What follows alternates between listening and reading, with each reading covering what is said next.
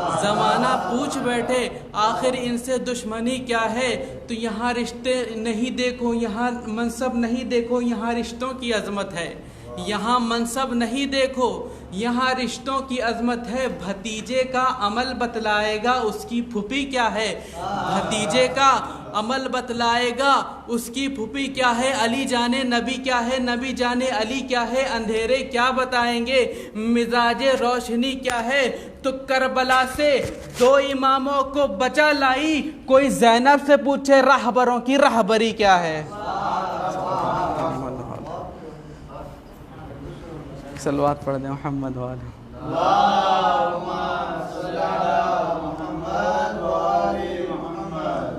کہ کربلا جائیں گے بے خوف و خطر جائیں گے، کربلا جائیں گے بے خوف و خطر جائیں گے، راہ دشوار ہو جانے کی مگر جائیں گے۔ کربلا جائیں گے بے خوف و خطر جائیں گے، راہ دشوار ہو جانے کی مگر جائیں گے، راستہ روک نہ پاؤ گے بچھا کر بارود، راستہ روک نہ پاؤ گے بچھا کر بارود، کربلا فکر میں رکھیں گے گزر جائیں گے، کربلا فکر میں رکھیں گے گزر جائیں گے، کربلا فکر میں رکھیں گے گزر جائیں گے۔ تو نعرہ حیدری ہر وقت لگاتے رہیے، نعرہ حیدری ہر وقت لگاتے رہیے، نعرہ حیدری ہر وقت لگاتے رہیے۔ کچھ تو ایسے ہیں کہ نعروں ہی سے مر جائیں گے، کچھ تو ایسے ہی ہیں کہ نعروں ہی سے مر جائیں گے۔ کشتی نوح میں بیٹھے ہو پریشاں کیوں ہو، کشتی نوح میں بیٹھے ہو پریشاں کیوں ہو، کربلا آنے دو ہم خود ہی اتر جائیں گے، کربلا آنے دو ہم خود ہی اتر جائیں گے، کربلا آنے دو ہم خود ہی اتر جائیں گے۔ تو جو بقا کرتے ہیں منبر سے خلاف مولا، جو بقا کرتے ہیں منبر سے خلاف مولا، ایک دن کھینچ لو منبر سے سدھر جائیں گے۔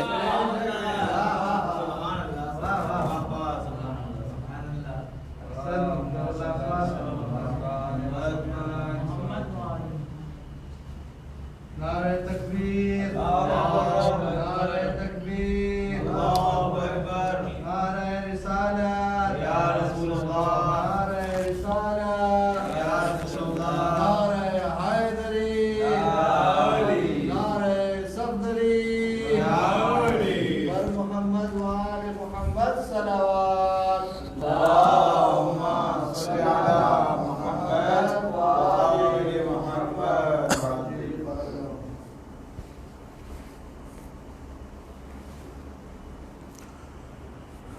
رحم اللہ من قرأ الفاتحہ۔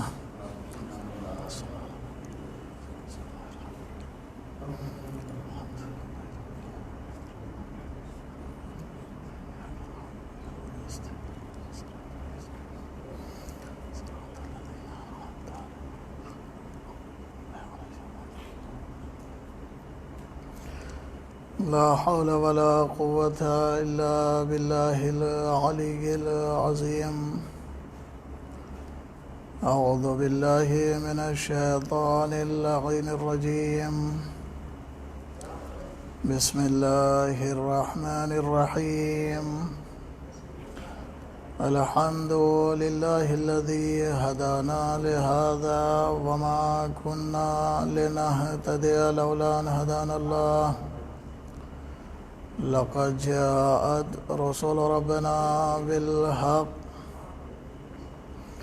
والصلاة والسلام على أشرف الأنبياء والمرسلين وخاتم النبيين، محبوب رب المشرقين ورب المغربين، جد الحسن والحسين، مولانا مولى الثقلين أبي القاسم محمد، اللهم صل على محمد وآل محمد، وعلى آله الطيبين الطاهرين المعصومين، ولعنة الله على أعدائهم أجمعين۔ أما بعد، فقد قال إمامنا الصادق عليه السلام، بسم الله الرحمن الرحيم، قال لملأ من شيعته بعد أن سلم عليهم، إني والله أحب ريحكم وأرواحكم وأعينونا بورع واجتهاد. صلوات پڑھ لیں محمد وعلی محمد کے ذات.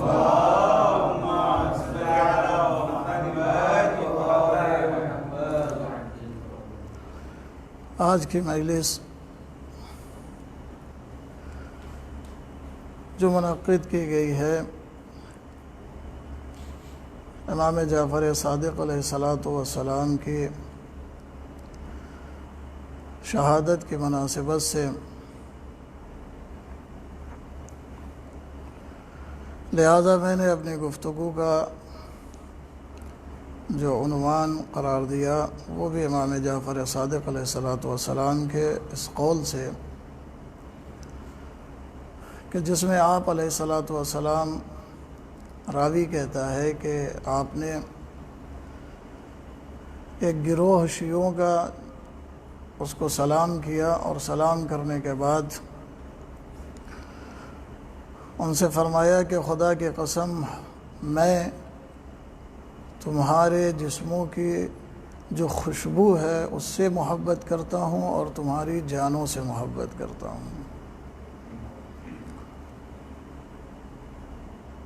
جعفر صادق علیہ السلام فرما رہے ہیں کہ خدا کی قسم میں تمہاری جسموں کے خوشبو اور تمہاری جانوں سے محبت کرتا ہوں، اور تم سے یہ طلب کرتا ہوں کہ تم بھی میری مدد کرو. وہ کس طرح سے؟ کہا بورع و اجتہاد، پرہیزگاری کے ذریعے سے، ورع کے ذریعے سے، تقوی کے ذریعے سے ہماری مدد کرو.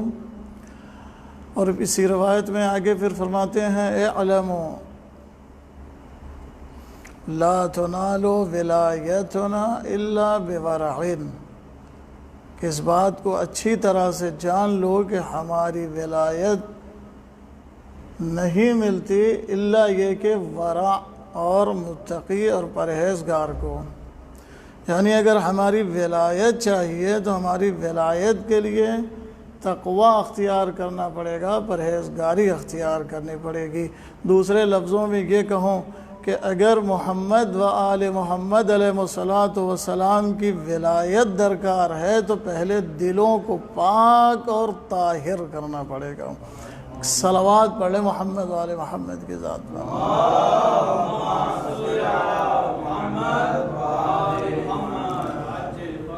تو یہ ورع کیا چیز ہے؟ کہاں ورع کی جو تعریف کی گئی ہے یا تقوی اور ورع کی جو تعریف کی گئی ہے وہ یہ ہے کہ حرام سے پرہیز کرنا، حرام سے بچنا، اس کو ورع کہا جاتا ہے اور تقوی کہا جاتا ہے، پرہیزگاری کہی جاتی ہے. بہت زیادہ اس کے اوپر ائمہ طاہرین علیہ السلام نے اپنے چاہنے والوں کو دعوت دی ہے کہ اپنی زندگی میں تقوی اختیار کرو، پرہیزگاری اختیار کرو. اور ہمیں اس تقوی اور پرہیزگاری کی اہمیت کو اس سے اور زیادہ سمجھنا چاہیے کہ اگر یہ تقوی نہ ہو، اگر یہ پرہیزگاری نہ ہو تو چھٹے امام کیا فرماتے ہیں کہ ہماری ولایتنا لا تنال الا بورع، کہ ہماری جو ولایت ہے وہ بغیر ورع کے نہیں مل سکتی ہے، بغیر پرہیزگاری کے نہیں مل سکتی ہے. تو اب سب سے پہلے ولایت آل محمد اگر حاصل کرنا ہے تو ضروری یہ ہے کہ ورع کو اختیار کیا جائے، تقوی کو اختیار کیا جائے. کیوں؟ اس لیے کہ ولایت آل محمد علیہ السلام کے بغیر انسان کی زندگی جو ہے وہ کامیاب نہیں ہے. بغیر ولایت کے زندگی کامیاب نہیں ہے. اور ولایت کا ایک اہم مقام ہے، ایک اہم مرتبہ ہے ولایت کا اللہ کی نظر میں. توجہ فرما رہے ہیں آپ حضرات، اللہ تعالیٰ کی نظر میں ولایت کا ایک اہم مقام ہے جسے خود امام جعفر صادق علیہ السلام سے راوی بیان کرتا ہے۔ راوی جو ہے وہ کہتا ہے مفضل بن عمر، یہ راوی خود بیان کرتا ہے کہ امام علیہ السلام نے فرمایا، کیا فرمایا کہ اللہ رب العزت نے اپنے ملک میں کسی کو شریک قرار نہیں دیا ہے۔ اللہ کا کوئی شریک نہیں ہے حاکمیت میں، اللہ وحدہ لا شریک ہے، اس کا کوئی شریک نہیں ہے۔ اللہ نے اپنے ملک میں، چھٹے امام علیہ السلام فرماتے ہیں کہ اللہ نے اپنے حکم میں کسی کو شریک قرار نہیں دیا ہے، لیکن پھر فرماتے ہیں امام علیہ السلام اسی روایت میں کہ لیکن اللہ نے اپنی معرفت اپنے بندوں کو عطا کی ہے، اور وہ روایت بھی ہے نا، کنت کنزا مخفیا فاحببت ان اعرف فخلقت الخلق، کہ میں اللہ ایک خزانہ تھا چھپا ہوا، جب میں نے چاہا کہ میں پہچانا جاؤں تو میں نے مخلوق کو پیدا کیا، ایک مخلوق کو، فخلقت الخلق، میں نے ایک مخلوق کو پیدا کیا۔ اس خلق سے پھر مراد کون ہے؟ ایک دوسری روایت نے پڑھ کر سہارا دیا کہ اس خلق سے مراد، اس مخلوق سے مراد کہ جس مخلوق کو اللہ نے پیدا کیا تاکہ وہ پہچانا جائے، وہ مخلوق کوئی اور نہیں ہے، وہ مخلوق محمد اور آل محمد علیہ السلام ہے۔ اس لیے کہ خود نبی کریم نے فرمایا ہے اول ما خلق اللہ نوری، کہ سب سے پہلے اگر اللہ نے کسی چیز کو پیدا کیا ہے تو وہ ہمارے نور کو پیدا کیا ہے۔ تو جب اللہ نے اپنی معرفت چاہا تو اس نے بندوں کو خود کو پہچنوایا۔ یہ پوری طویل روایت ہے جس میں امام فرماتے ہیں، پھر دیکھیں ولایت کی اہمیت کو سمجھیں کہ کتنی اہم ہے ولایت آل محمد علیہ السلام۔ اس روایت میں چھٹے امام علیہ السلام نے فرمایا ہے، ارشاد فرمایا، اس کے بعد اللہ نے تمہارے لیے جنت کو مباح قرار دے دیا ہے، جنت کو مباح قرار دے دیا ہے۔ پھر فرماتے ہیں کہ دیکھو اللہ رب العزت، یہ جملہ جو ہے وہ غور کرنے کی بات ہے کہ اللہ رب العزت، چھٹے امام فرما رہے ہیں کہ اللہ رب العزت، راوی کہہ رہا ہے کہ چھٹے امام فرماتے ہیں کہ اللہ رب العزت اگر کسی دل کو پاک کرنا چاہتا ہے، ارادہ ان یطہر قلبا، اللہ اگر یہ چاہتا ہے کہ کسی دل کو پاک قرار دے تو اللہ اس دل میں ہماری ولایت کو ڈال دیتا ہے، اللہ اس دل میں ہماری ولایت کو ڈال دیتا ہے۔ اور اگر اللہ کسی قلب کو پاک نہ کرنا چاہے، یوں ہی چھوڑنا چاہے، تو اس سے ہماری ولایت کو دور رکھتا ہے۔ راوی کہتا ہے کہ پھر امام علیہ السلام نے فرمایا کہ اللہ رب العزت نے جناب آدم کی خلقت اپنے ہاتھوں سے اس وقت تک نہیں کی، یا اس میں روح اس وقت تک نہیں پھونکا جب تک ولایت علی ساتھ میں نہ رہی۔ چھٹے امام فرماتے ہیں جب تک ولایت علی ساتھ میں نہ رہی، اللہ نے جناب آدم کو اپنے ہاتھوں سے خلق نہیں کیا، اس میں اپنی روح کو نہیں پھونکا، اور جب تک ولایت علی موسیٰ کے ساتھ نہیں آئی، موسیٰ کلیم اللہ نہیں ہو سکے، جب تک ولایت علی عیسیٰ کے ساتھ نہیں آئی، عیسیٰ آیت نہیں بن سکے سارے عالمین کے لیے جناب عیسیٰ اس وقت آیت بنے کہ جب ان کے پاس علی کی ولایت آئی، پھر چھٹے امام راوی کہتا ہے چھٹے امام نے فرمایا کہ اس طرح سے میں کتنا بیان کروں گا، میں اس بات کو مختصر کر کے یہ بیان کر دوں۔ کیا مولا، کیسے مختصر کر کے؟ کہا اللہ رب العزت اگر کسی کے ساتھ خیر کرنا چاہتا ہے، کسی کے ساتھ نیکی کرنا چاہتا ہے، تو اللہ رب العزت اس کے دل میں یہ ڈال دیتا ہے کہ وہ ہم اہل بیت کا مطیع بن جائے، فرما بردار بن جائے۔ اللہ اگر کسی کے لیے یہ خیر چاہتا ہے، اس کو پسند کرتا ہے، تو اللہ اس کے دل میں یہ ڈالتا ہے کہ وہ اہل بیت ہمارا مطیع بن جائے، ہماری ولایت کا اقرار کرے، ہماری ولایت کا اقرار کرے۔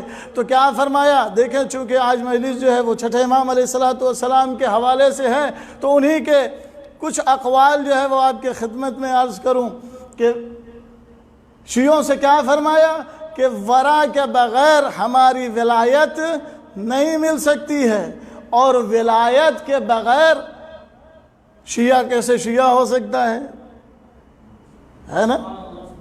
شیعہ نہیں ہو سکتا ہے۔ تو جب ولایت اگر چاہیے تو ضروری یہ ہے کہ پہلے ورا اختیار کیا جائے، ورا ہوگا تو وہاں پر ولایت اہل بیت ہوگی نہیں، بلکہ دوسرے لفظوں میں یہ کہوں کہ اگر جہاں پہ بھی ولایت اہل بیت مل جائے، جس دل میں بھی ولایت اہل بیت مل جائے، جس دل میں بھی ولایت محمد و آل محمد مل جائے، جس دل میں بھی علی کی ولایت مل جائے، سمجھ لینا جعفر صادق کے اس قول کے تناظر میں کہ وہ دل پاک ہے، توجہ ہے، وہ دل پاک ہے، وہ دل طیب ہے، وہ دل طاہر ہے، اور اللہ نے ایسے دل کو اختیار کر لیا ہے، اللہ نے ایسے دل کو اختیار کر لیا ہے۔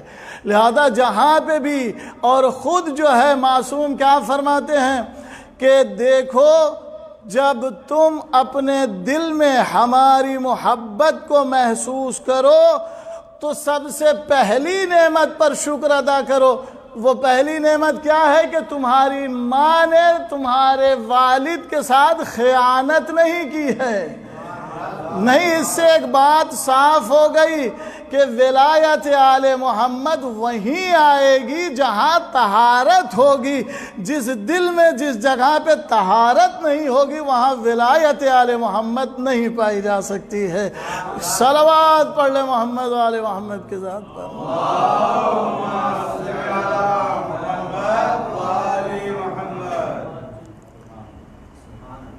تو ولایت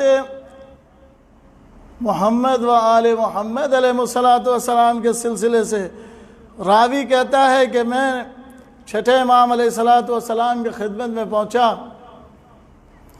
راوی عبداللہ ابن ابی یعفور کہتے ہیں کہ میں نے امام علیہ السلام سے بڑے تعجب سے کہا کہ مولا میں دیکھ رہا ہوں، دیکھیں ولایت آل محمد جو ہے اس کی اہمیت چھٹے امام نے کیسے بیان کی ہے کہ مولا میں دیکھتا ہوں کہ وہ لوگ، میں لوگوں کے درمیان میں رہتا ہوں تو میں دیکھتا ہوں کہ وہ لوگ کہ جو دوسروں کی ولایت کا اقرار کرتے ہیں اور آپ کی ولایت کو نہیں مانتے ہیں، میں دیکھتا ہوں کہ وہ زیادہ سچے ہیں اور وہ زیادہ ایماندار ہیں اور وہ زیادہ وفادار ہیں، اور وہ لوگ کہ جو آپ کی ولایت کا دم بھرتے ہیں ان میں وہ سچائی نہیں پائی جاتی، ان کے اندر وہ وفاداری نہیں پائی جاتی ہے۔ راوی کہتا ہے امام علیہ السلام نے جیسے ہی یہ سنا، چھٹے امام سیدھے ہو کر بیٹھ گئے، پہلے ٹیک لگایا ہوا تھا اب سیدھے ہو کر بیٹھ گئے، اور امام علیہ السلام نے ایک مرتبہ اس کے راوی کی طرف دیکھ کر فرمایا کہ سن، وہ لوگ کہ جو ایسے جائر امام کی اتباع کرتے ہیں، ایسے جائر امام کی اتباع کرتے ہیں کہ جنہیں اللہ نے منتخب نہیں کیا ہے ان کو ان کی یہ ولایت کوئی فائدہ پہنچانے والی نہیں ہے، اور وہ لوگ کہ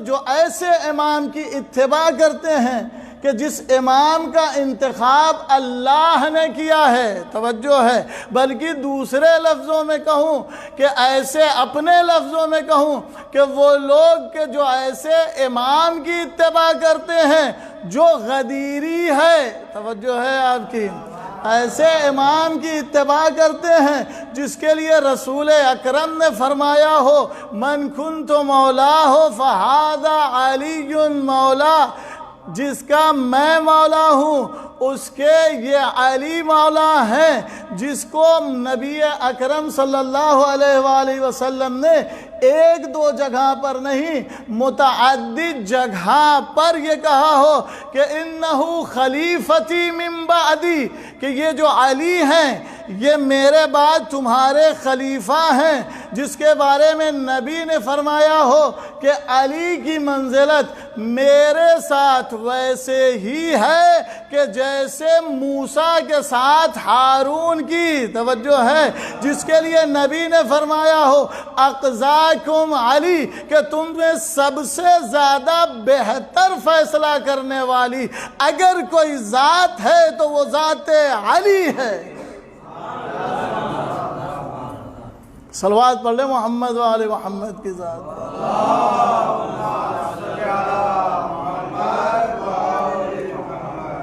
ہاں کیا فرمایا چھٹے امام نے؟ روایت فرماتے ہیں امام علیہ السلام کے ایسے امام کی اتباع کے جو جائر ہے جسے اللہ نے منتخب نہیں کیا ہے، اس کو اس کی صداقت، اس کو اس کی امانت داری، اس کو اس کی وفاداری، اس کو اس کا صوم و صلات، اس کو اس کی عبادت کہ کوئی فائدہ پہنچانے والی نہیں ہے۔ روایت کہتی ہے کہ بروز محشر بہت سے لوگ آئیں گے بارگاہ یزدی میں، ہاتھ کو جوڑ کر کہیں گے میرے اللہ اتنی نماز پڑھی تھی، اتنا روزہ رکھا تھا، اتنے حج کیے تھے، اتنے خیرات کیے تھے، یہ سب کچھ کہاں گیا؟ تو آواز آئے گی سب تو کیا تھا لیکن بغیر ولایت علی کے کیا تھا، لہٰذا اب بغیر ولایت کے کئی کی ہوئی عبادتوں کا کوئی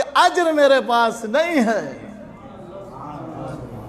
بغیر ولایت کے کوئی اجر کیا ہوا میرے یہاں قابل قبول نہیں ہے، لہذا اس کا کوئی فائدہ نہیں ہے۔ امام نے فرمایا اور اگر، روایت کے جملے ہیں، امام نے فرمایا کہ اور اگر کوئی امام کوئی اتباع کرے ایسے امام کی کہ جو اللہ کی طرف سے منتخب ہے، لا معقب علیہ، اس کے لیے اگر وہ صداقت میں اس درجے پہ نہیں بھی ہے، اگر وہ صداقت میں اس درجے پہ نہیں بھی ہے، امانت داری میں اس درجے پر نہیں بھی ہے، تب بھی اس کے عمل کو قبول کر لیا جائے گا۔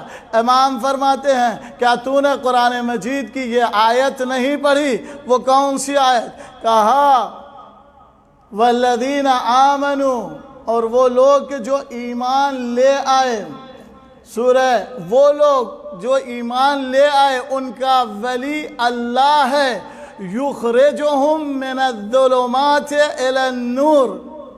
امام نے اس آیت کی تلاوت فرمائی یخرجہم من النور من الظلمات الی النور۔ کیا اس قرآن مجید کی اس آیت کی تلاوت نہیں کی کہ جن کا ولی اللہ ہے، جن کا ولی اللہ ہے اور ان کو اللہ نکالتا ہے کہاں سے؟ ظلمات سے نور کی طرف۔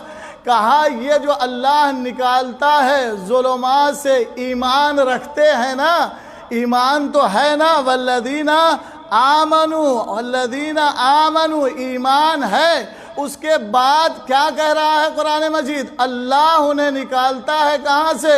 ظلمات سے نور کی طرف۔ کہا یہ جو ظلمات اللہ نے کہا ہے اس سے مراد وہی گناہ ہیں، اس کے گناہ ہیں۔ اللہ رب العزت جو ایمان لیا ہے اور اللہ کے بنائے ہوئے امام کی اتباع کی، ان کی ولایت کا اقرار کیا، اللہ ان لوگوں کو ظلمات یعنی گناہوں سے نکال کر نور یعنی ولایت آل محمد کے ساتھ ساتھ انہیں نیک بنا دیتا ہے۔ اور وہ لوگ کہ جنہوں نے کفر کیا انہیں نیک بنا دیتا ہے۔ اللہ نکالتا ہے کہاں سے؟ ظلمات سے نور کی طرف۔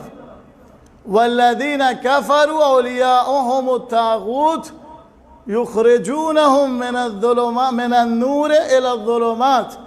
اور دوسری آیت کی تلاوت کر کے کہا کہ اور وہ لوگ کہ جو لوگ کافر ہو گئے ہیں ان کو نکالتا ہے کون؟ پروردگار کہاں سے؟ ظلمات، نور سے ظلمات کی طرف۔ کہا یہ نور سے ظلمات کی طرف کیوں لے جاتا ہے؟ کہا اس لیے کہ ان لوگوں نے ہماری ولایت کا اقرار نہیں کیا ہے، لہذا ان کے کفر کے ساتھ ساتھ انہیں نور سے نکال کر یعنی نور اسلام سے نکال کر انہیں ظلمات یعنی گناہوں کی طرف بھیج دیتا ہے۔ تو عزیزان محترم، اس روایت میں چھٹے امام نے، راوی یہ کہتا ہے کہ چھٹے امام نے یہ وعدے کیا کہ اس آیت کی روشنی میں، اس آیات کی روشنی میں ظاہر یہ ہے کہ جو ولایت آل محمد کے ساتھ ہیں، اللہ اس ولایت کے طفیل میں ان کے گناہوں کو معاف کر دیتا ہے، ان کی خطاؤں کو معاف کر دیتا ہے، اور وہ لوگ کہ جو آل محمد کے ساتھ ان کی ولایت نہیں رکھتے ان کو اللہ نور سے نکال کر ظلمات میں دھکیل دیتا ہے، اور ہم فیہا خالدون، اور وہ ہمیشہ جہنم میں رہیں گے اور وہ جہنمی ہیں۔ صلوات پڑھ لیں محمد و آل محمد کی ذات پر۔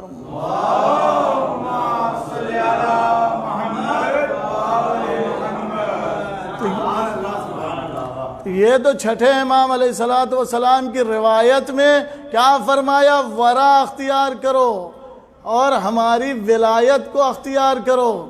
جہاں ورا ہوگا وہاں ہماری ولایت ہوگی، جہاں ولایت ہوگی وہاں ورا ہوگا، پرہیزگاری ہوگی۔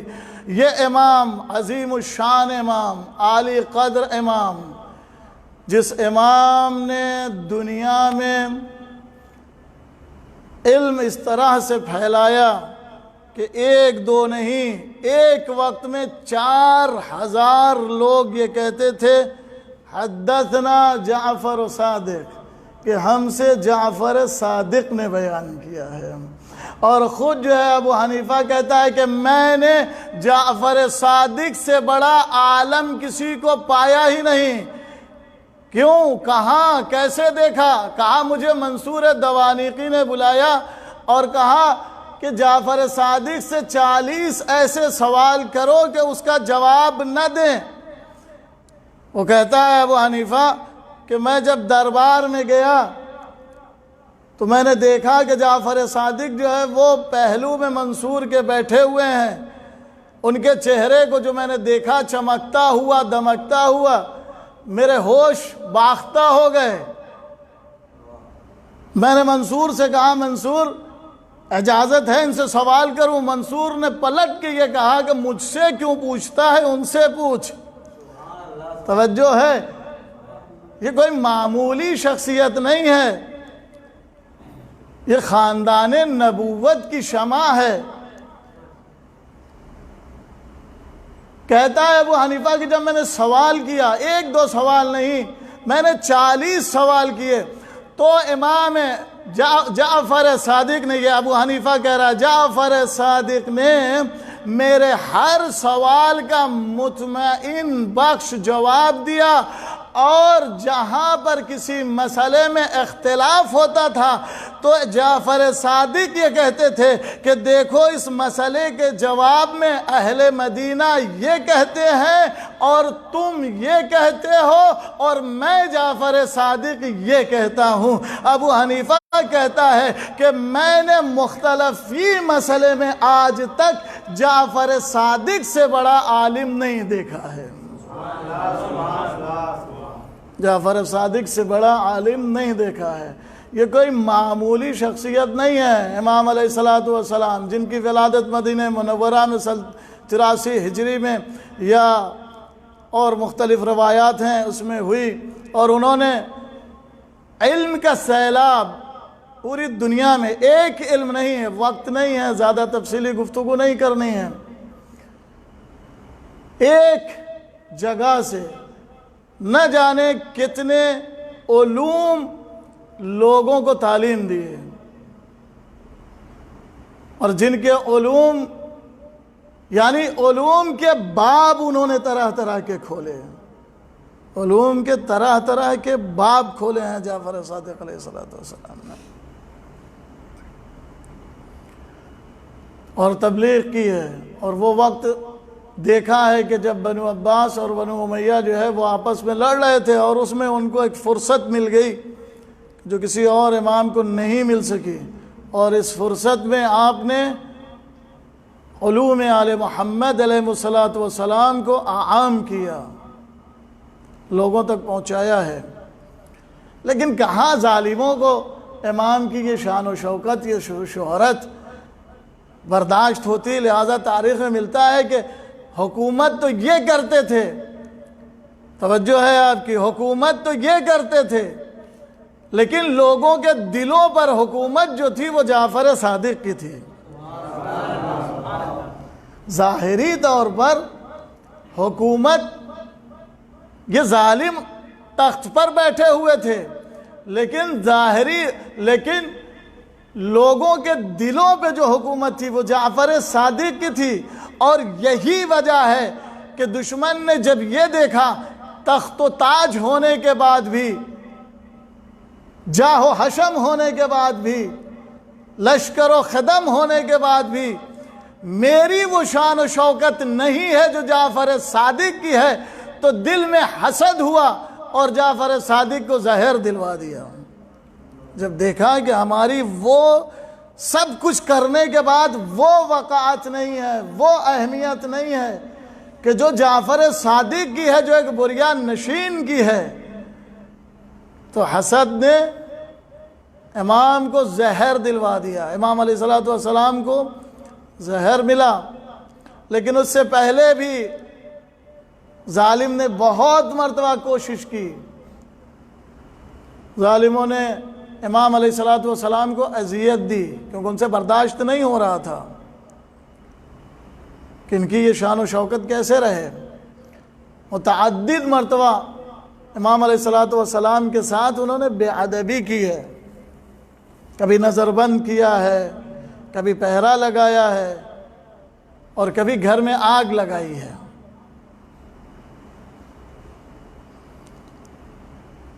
روایت میں ملتا ہے کہ جب امام جعفر صادق علیہ السلام کے گھر میں آگ لگی ہے اور گھر جلنے لگا ہے، آج امام کی شہادت کی تاریخ ہے، نجف اشرف میں ہم بیٹھے ہوئے ہیں ان کے جد کے دربار میں۔ مولا ہمارے پرسے کو اپنی بارگاہ میں قبول کیجیے۔ کہا جب آگ لگی ہے تو امام علیہ السلام پریشان ہوئے ہیں، اپنے بچوں کو اور خواتینوں کو گھر سے باہر لے کر نکلے ہیں، اور جب آگ سے نکل رہے تھے تو اپنا پیر آگ کے اوپر رکھ کر یہ کہہ رہے تھے، انا ابن ابراہیم، تجھے معلوم ہے میں ابراہیم کا بیٹا ہوں، فخر ابراہیم ہوں۔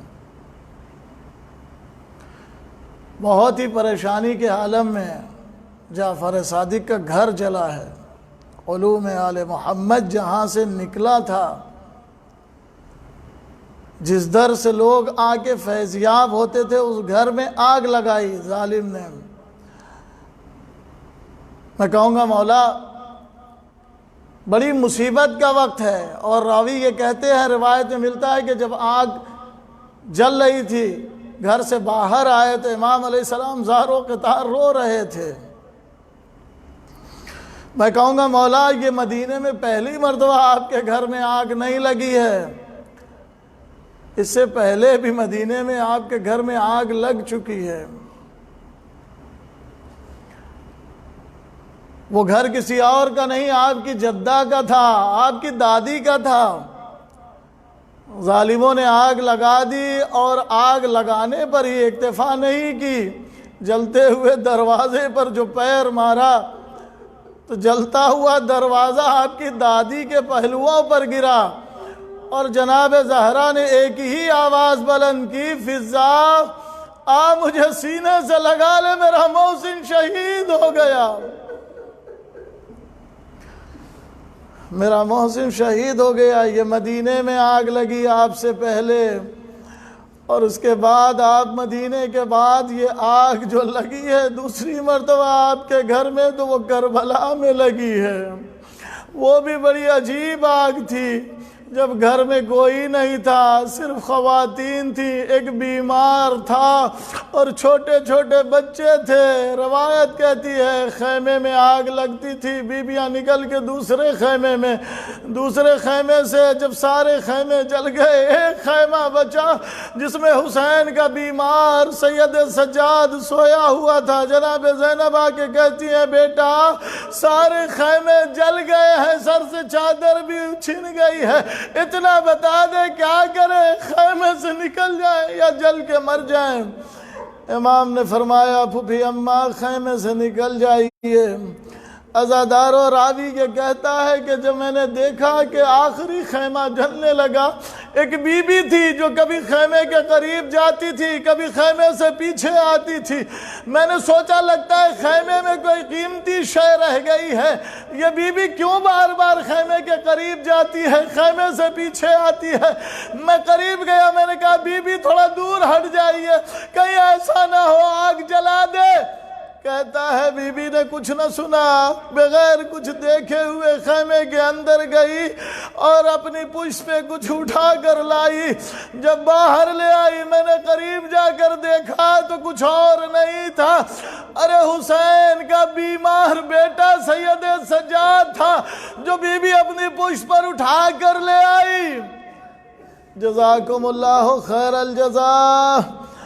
اے میرے آقا ہمارے اس پرسے کو قبول کیجئے۔ راوی کہتا ہے کہ جب امام کا گھر جل گیا، امام روتے رہے بہت دیر تک، اور جب منصور دوانیقی کے یہ سب چلے گئے، جو آئے تھے ظالم سب چلے گئے، تو ایک مرتبہ چاہنے والے قریب آ کر کہتے ہیں مولا سب چلے گئے، آگ بھی بجھ گئی، اے مولا ابھی تک آپ گریہ فرما رہے ہیں، وجہ کیا ہے؟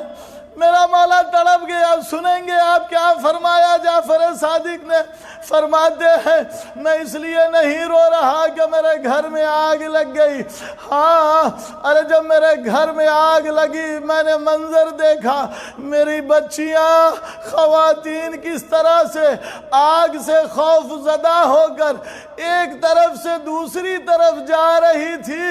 ارے مجھے کربلا کا منظر یاد آ گیا کہ جب کربلا میں خیام جلے ہوں گے، بیویاں کس طرح سے ایک خیمے سے دوسرے خیمے، بچیاں کس طرح سے ایک خیمے سے دوسرے خیمے تک گئی ہوں گی۔ جزاکم اللہ خیر الجزا۔ اے مولا کے ماتم دارو، زہر نے جب اثر کیا جعفر صادق کو، معلوم ہے زہر جب اثر کرتا ہے پیاس کی شدت ہوتی ہے، جگر کے ٹکڑے کٹنے لگے۔ امام کا وہ وقت بھی آ گیا جب امام نے وصیت کی، آخری وقت آ گیا، مولا نے وصیت کی اپنے بیٹے سے، موسی کاظم سے، بیٹا مجھے غسل دینا، مجھے کفن دینا۔ امام کا انتقال ہو گیا، پورے مدینے میں ماتم برپا ہو گیا۔ ارے آج نواز رسول کا بیٹا اس دنیا سے چلا گیا۔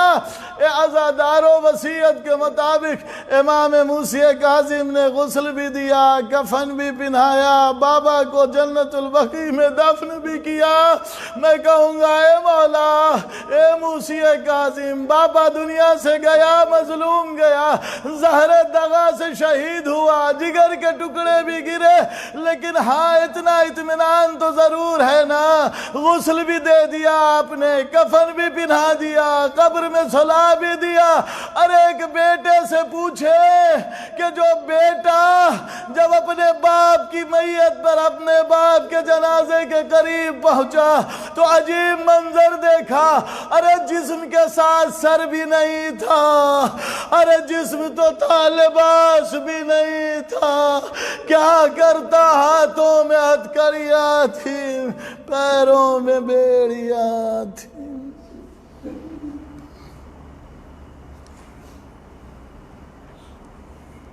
وَسَيَعْلَمُ الَّذِينَ ظَلَمُوا أَيَّ مُنقَلَبٍ يَنقَلِبُونَ أَلَا لَعْنَةُ اللَّهِ عَلَى الْقَوْمِ الظَّالِمِينَ۔ پروردگار محمد وآل محمد کے صدقے میں ہماری اس عبادت کو قبول فرما۔ پروردگار صدقے میں اہل بیت اطہار علیہ الصلوۃ والسلام کے جہاں کہیں بھی شیعان حیدر کرار پریشان حال ہیں، میرے اللہ ان سب کی پریشانیوں کو دور فرما۔ میرے اللہ ہم سب کو عمل صالح کرنے کی توفیق عطا فرما۔ آئیں ہم سب مل کے جو ہے ہم یجیب المضطر پڑھتے ہیں، اس لیے کہ ہم سب نجف اشرف میں ہیں، آپ سب نجف اشرف میں بیٹھے ہوئے ہیں۔ مومنین یہ توقع کرتے ہیں کہ اس بارگاہ سے دعا کیا جائے تو اللہ مومنین کی پریشانیوں کو دور فرمائے۔ سب مل کے، ایک مومن جو ہے وہ مریض ہے جس کا نام ربیعہ مصبح ہے، اور ایک حسین ہے، اس کو کرونا ہو گیا ہے۔ سب دعا کریں بارگاہ رب العزت میں، یہ آیت کی تلاوت فرما کے کہ اللہ جو ہے ان سب کو صحت دے۔ بسم اللہ الرحمن الرحیم۔ أَمَّن يُجِيبُ الْمُضْطَرَّ إِذَا دَعَاهُ وَيَكْشِفُ السُّوءَ أَمَّن يُجِيبُ الْمُضْطَرَّ إِذَا دَعَاهُ وَيَكْشِفُ السُّوءَ أَمَّن يُجِيبُ الْمُضْطَرَّ إِذَا دَعَاهُ وَيَكْشِفُ السُّوءَ أَمَّن يُجِيبُ الْمُضْطَرَّ إِذَا دَعَاهُ وَيَكْشِفُ السُّوءَ أَمَّن يُجِيبُ الْمُضْطَرَّ إِذَا دَعَاهُ وَيَكْشِفُ السُّوءَ۔ بارے اللہ صدقے میں اہل بیت طہار علیہ الصلوۃ والسلام اپنی عظمت و جلالت کے صدقے میں جہاں کہیں بھی مومنین پریشان حال ہیں، میرے اللہ ان کی پریشانیوں کو دور فرما، جو حاجت مند ہیں ان کی حاجت کو پوری فرما۔ اے میرے اللہ امام زمانہ کے ظہور میں تعجیل فرما، ہم سب کو ان کے اعوان و انصار میں شمار فرما۔ اللہم صلی علی